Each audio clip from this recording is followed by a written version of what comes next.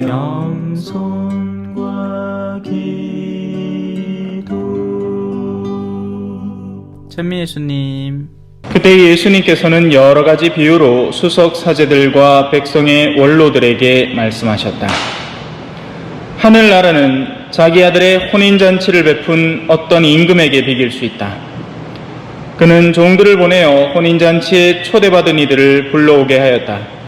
그러나 그들은 오려고 하지 않았다.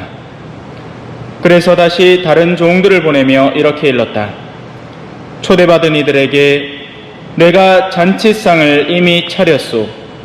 황소와 살진 짐승을 잡고 모든 준비를 마쳤으니 어서 혼인잔치에 오시오 하고 말하여라.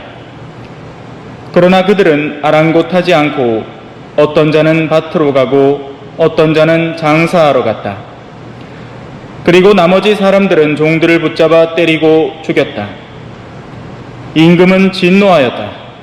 그래서 군대를 보내어 그 살인자들을 없애고 그들의 고을을 불살라버렸다. 그러고 나서 종들에게 말하였다. 혼인잔치는 준비되었는데 초대받은 자들은 마땅하지 않구나. 그러니 고을 어기로 가서 아무나 만나는 대로 잔치에 불러오너라. 그래서 그 종들은 거리에 나가 악한 사람 선한 사람 할 것 없이 만나는 대로 데려왔다. 잔치방은 손님들로 가득 찼다. 임금이 손님들을 둘러보려고 들어왔다가 혼인 예복을 입지 않은 사람 하나를 보고 친구여, 그대는 혼인 예복도 갖추지 않고 어떻게 여기 들어왔냐 하고 물으니 그는 아무 말도 하지 못하였다. 그러자 임금이 하인들에게 말하였다. 이자의 손과 발을 묶어서 바깥 어둠 속으로 내던져버려라. 거기에서 울며 이를 갈 것이다. 사실 부르심을 받은 이들은 많지만 선택된 이들은 적다. 주님의 말씀입니다. 그리스도를 찬양합니다. 찬미 예수님, 한 주간 잘 보내셨어요? 자, 성경 말씀은 그냥 막 뿌려지는 게 아닙니다. 대상을 바탕으로 주어집니다. 한국 사람에게는 뭐 된장이 이렇다 저렇다 하면 알아듣죠. 그런데 볼리비아 사람, 외국 사람한테는 된장 얘기를 하면 뭔 소린지 못 알아듣습니다. 또 층별로 다릅니다. 어린아이에게 가르쳐야 할 말이 있고 또 어른에게 가르쳐야 하는 수준 높은 강좌가 있죠. 오늘 이 복음은 아무에게나 주어지는 게 아닙니다. 수석 사제들과 백성의 원로들이라고 스스로를 자각하는 이들에게 주어지는 말입니다. 그래서 여러분들은 그냥 교양으로 들으시면 돼요.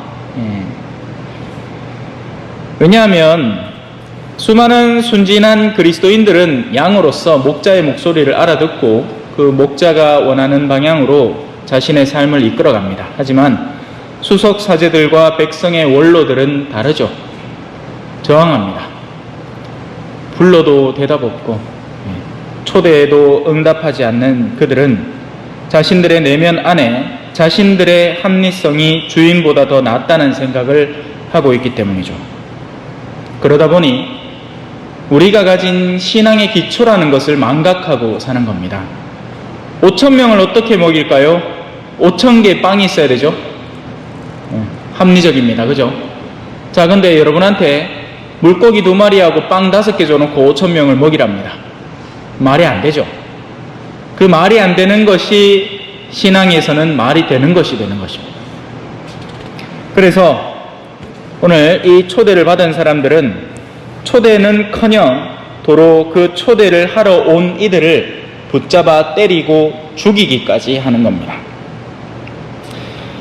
우리 하느님이 항상 부드럽고 온화하고 자비로우신 분이라고만 생각한다면 그건 큰 착각입니다. 오늘만 하더라도 임금은 진노하였다. 그래서 군대를 보내어 그 살인자들을 없애고 그들의 고을을 불살라버렸다라고 이야기를 하죠.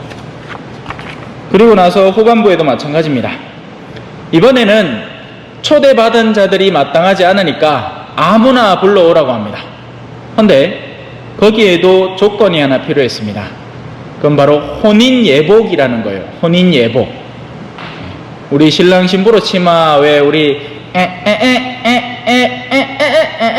하면 연지건지 찍고 그죠? 이쁘게 하고 막 혼인하잖아요. 그죠? 그게 혼인예복입니다. 우리나라로 치마. 근데 한 사람이 초대를 받았는데 들어왔는데 일단 들어오긴 했어요. 근데 혼인예복이 없는 겁니다. 성경이 말하는 옷이라는 것은요, 자, 저도 지금 이제 제2를 입고 있죠. 이건 장백이라 부르고 이건 영대라 부릅니다. 여러분들은 외출복을 입고 있죠. 난닝구하고 빤스 입고 성당 오는 사람 봤습니까? 저는 아직까지는 못 봤네. 네. 그래, 쫓겨나겠죠. 아이고, 이래 들어오시면 안 됩니다. 할 거 아닙니까? 근데 우리나라도 많이 유해졌어. 옛날에는 미니스커트 입고 성당도 올라가면 막 뭐라 하고 했는데, 이제는 막, 그냥 놔둔다. 예. 나시 있잖아요. 나시 없는 거, 겨드랑이 막 트랙이 다 보이는 거. 그런 거 입고 들어와도 그냥 그러려니 하고 그냥 봐준다. 예. 하도 유행이 됐었으니까. 자, 성경이 말하는 옷이라는 것은 옛날에 아담과 이브가 하느님으로부터 받은 옷, 가죽옷, 보호를 상징합니다. 그리고 그가 가진 권위와 이 의미를 상징하죠. 이 옷을 아무나 막 줘갖고 입힐 수는 없잖아요. 그죠? 가끔 가다가 왜 그런 때는 있어요. 신학교에 성소주일날 아들 오마 수단 입히고 수녀원에서는 수녀복 입히고 해가 사진 찍어줍니다. 예. 근데 뭐 그런다고 그 아들이 그 순간에 신부가 되고 수녀가 되는 건 아니죠. 예. 특별한 날이니까 그렇게 허락해 주는 것 뿐이죠. 성경이 말하는 옷이라는 것은 우리의 내적인 영역의 한 부분을 상징하는 것이고, 하늘나라에 반드시 필요한 혼인예복이라는 것은 바로 믿음을, 신앙을 의미하는 겁니다. 그래서 그 가장 기초가 되는 믿음, 신앙, 달리 얘기하면 하느님이라는 분에 대한 인식과 그분과의 유대관계가 없이는 들어왔다가도 쫓겨나는 거예요. 그런데 신앙이라는 것은 어떤 걸까요?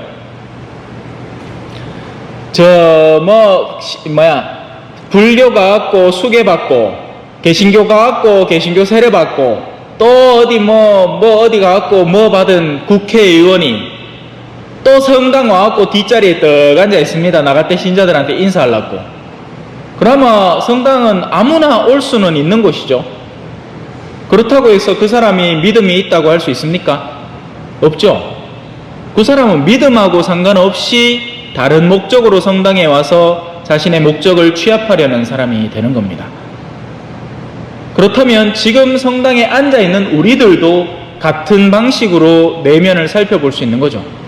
그저 성당에 앉아있다고 믿음이 있다 할 수 있는가? 아니면 믿음에 대한 적절한 응답을 해야 그 사람이 진짜 믿음이 있다 할 수 있는 것인가? 그래서 우리 여러분들은 걱정하지 마시고,